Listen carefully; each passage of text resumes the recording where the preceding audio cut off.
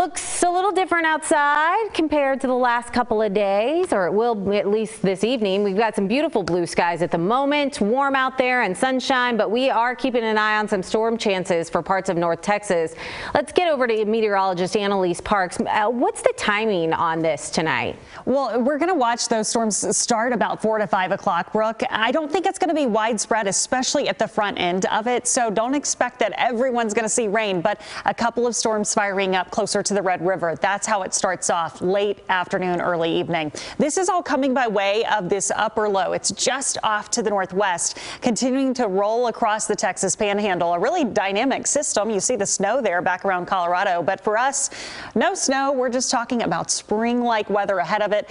A cold front will be coming through with this system eventually in the overnight hours, so that'll help to dry out the air mass. But at the time being, we are seeing moisture start to move back in.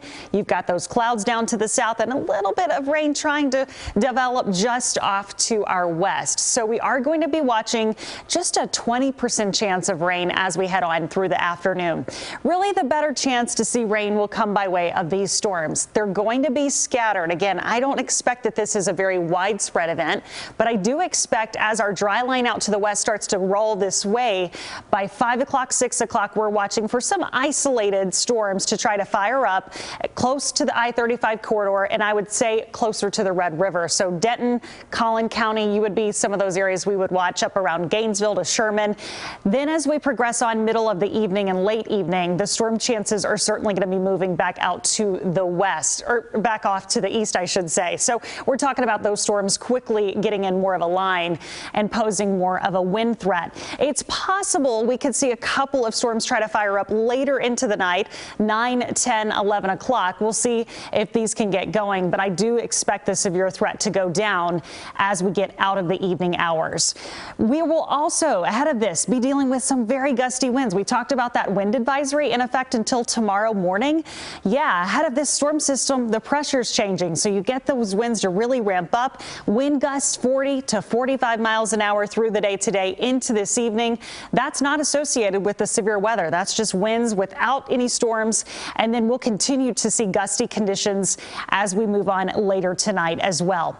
But as far as any severe threat goes, we're going to be watching especially this area in yellow. That is a 2 out of 5 on our scale. Large hail, we're talking quarter size up to possibly golf ball size hail, damaging winds up to 60 miles per hour. So it does include most of the Metroplex, but especially locations just north and east. We'll keep an eye mostly on that large hail threat, but damaging winds, that is going to be something we'll watch as well. Tornado threat pretty low with this particular event. Right now, though, quiet. Enjoy it. 66. Notice that dew point 54. That is where we're getting some of that moisture to return. But by tomorrow, the humidity drops again behind this front. We'll go from 80s to mid 60s. It's going to be a gorgeous Friday to kick off the weekend.